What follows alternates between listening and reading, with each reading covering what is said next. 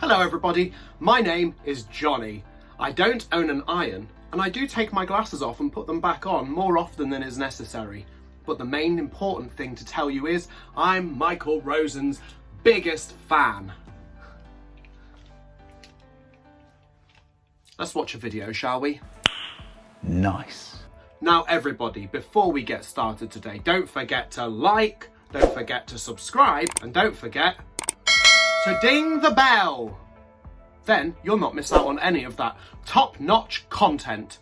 Every time Michael releases another video, you're gonna see it because it will get sent to you in a special subscriber notification.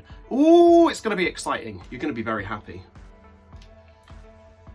Should we watch? Let's watch a video, shall we? Nice.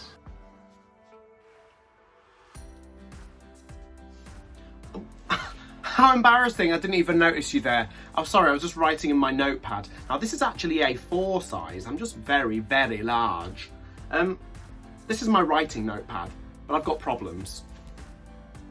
Do you see my issue? I feel like I've got nothing to write about. I've got no ideas. Maybe I'm not feeling very creative today. Oh. Although, you know what? Actually, maybe I don't need to invent everything from scratch. Maybe there's a new kind of creativity on the block. Maybe it's quite creative to use what happens in my life as a kind of inspiration, as a kind of fuel. You know what? I'm thinking of a video that we could watch. It's one of Michael's videos, and it's all about a game he played as a kid. It was about him playing a game called Smugglers and Customs. Oh. It's about games and playing. I mean, all of us play, don't we? We all play games. Maybe if we can use games as an inspiration for our own poetry, thinking about stuff we've already done, that would be a great start for us. Maybe I will have a little bit more to write in my very large notepad. Let's watch one of his videos, shall we? Yes is the answer. Yes, we shall. We'll watch it now. It's called The Watch. We're watching The Watch. Orange. The watch. My mum and dad gave me a watch. Not a posh watch. Good enough to tell the time by though. And it went well enough until one day at a camp we were playing Smugglers and Customs over the sand dunes. I was a smuggler and I had to get £20,000 through the customs for us to win the game. £20,000 written on a piece of paper. There were 3 ways to get past the customs. 1, by running so fast the customs couldn't catch you. 2, by going creepy crawly so they couldn't see you. And 3, going through the customs with it hidden somewhere. I chose 3. I chose to hide it on me somewhere. But where? I know, I said. I'll stuff it in my watch. And I took the bag off my watch, folded up the piece of paper with the £20,000 written on it, slipped it into the watch and clipped the back of my watch on. So then I went creepy crawly over the sand dunes. They saw me, they grabbed me, and they searched me.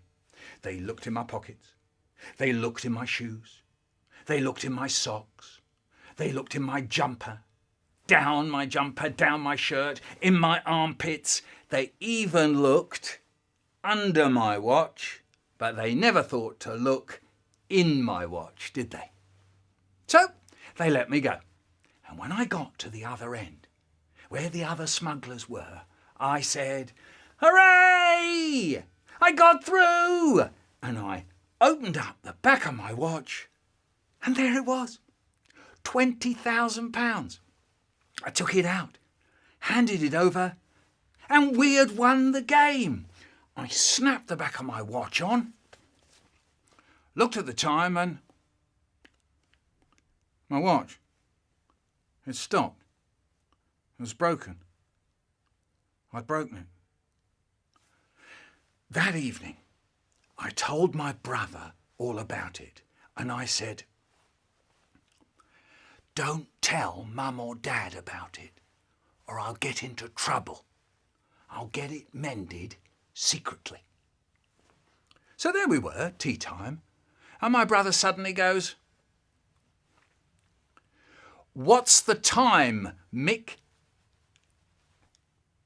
And I went all red and kind of flustered, and I go, and I look at my watch and I go, it's about 6 o'clock. No, it's not, says my dad. I'm pausing us. I'm just noticing. This is pretty good, isn't it? You know, like when you're performing a poem, after you've written it, if it's going to have different people in there, it's so good to like be the different people. You know, to have the brother and the dad character and to have his character. And they're all speaking in different ways. This is good for us to remember. If I want to be more interesting when I'm doing my performances, because I don't want you to get bored, do I? I should do different voices, you know. Hiya, you alright? No. Oh, why? There's no eggs left. You know, it needs work. I'm just thinking off the top of my head. I need to think more. If you've got people speaking and they're different people, give them a different voice. Okay, I'm moving on. Thank you, Michael. Let's carry on. It's 7 o'clock, and he sees me going red. Is your watch going wrong? No, it's okay. Let's have a look. No, it's all right. Let's have a look. Let me have a look at it. It stopped. It's broken. How did it get broken? I don't know. What do you mean, you don't know? My brother was still laughing all over his face without making a sound. So then I told my dad all about the smugglers and customs and hiding the money in my watch. He was furious. We gave you the watch so you could tell the time, not for you to use as part of a secret agent smuggling outfit. Well, don't expect us to buy you presents like that again. I was so angry with my brother for getting me into trouble. Inside, I was bubbling. So as soon as tea was over, I went down to our backyard where there was an old cherry tree, and I broke a twig off it. The reason I've paused us is because this is something quite cool about a poem, isn't it? You get to see what happened, but also how the person's feeling. Because you can interrupt the action to be like, and do you know what? This is how it made me feel. I was livid.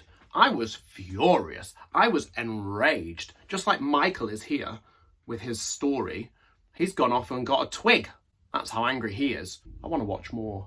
What's he going to do with that twig? It's all prickly and flaky and covered in a kind of grey, slimy muck. So then I took this twig back upstairs into our bedroom, and I'll tell you what I did with it. I shoved it into his bed, and as I shoved it into his bed, I thought, this'll pay him back, this'll pay him back, this'll pay him back. He's going to get into bed tonight after I'm asleep, and his feet are going to get all prickled up and covered in grey, mucky, slimy stuff. I'm pausing. Isn't it good the way you can just repeat something and it becomes funny? This'll pay him back, this'll pay him back, this'll pay him back. It makes it funny, but also it's telling me how he feels. He was mad. This is a mad moment of anger and rage. I want to see what happens with this anger and rage, which is why I'm going to do this. Unpause. Oh, I've got to press it myself. Well, later that evening, I was doing some homework, and I had some really hard sums to do. I couldn't do them. I was stuck. And my brother, he sees me scribbling out all these numbers, and the page is a mess. So my brother, he says, "What's up? Do you want a bit of help with your sums?" What could I say to that?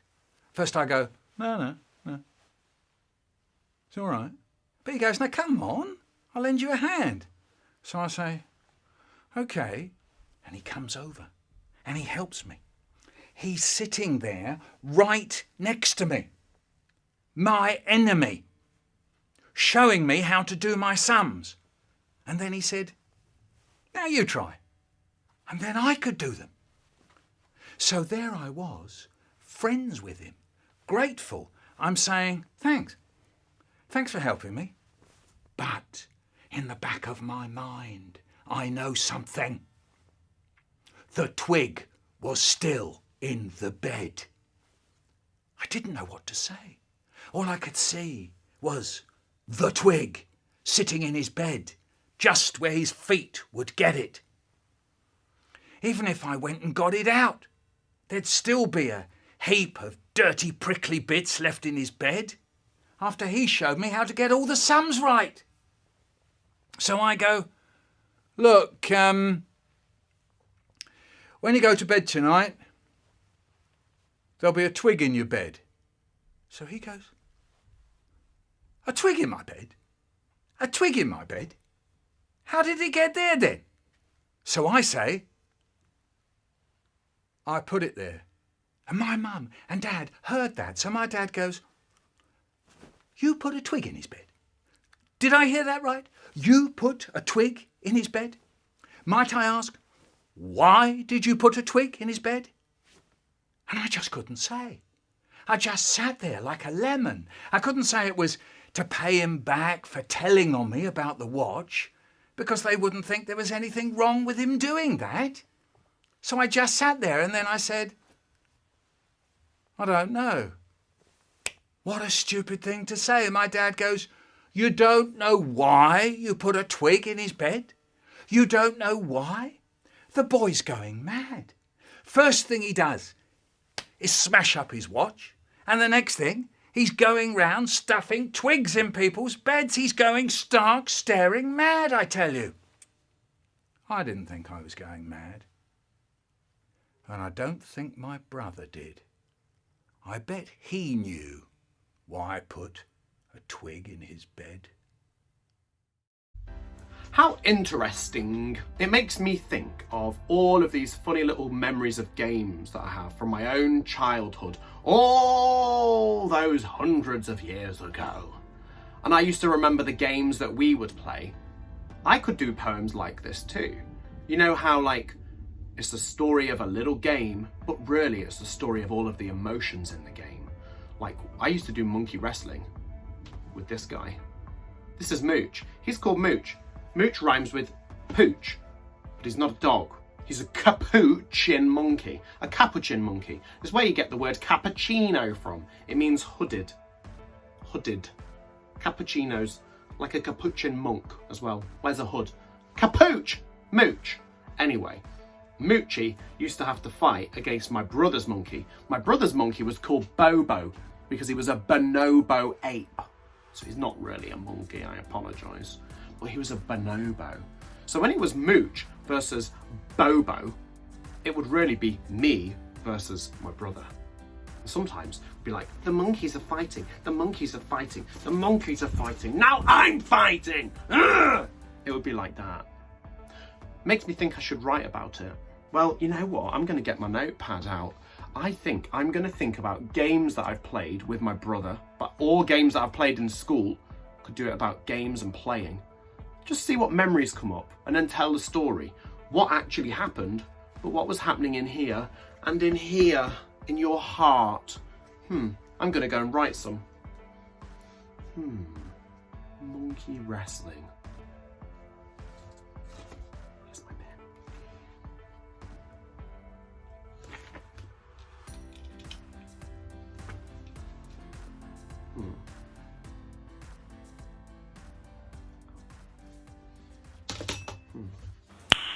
Nice.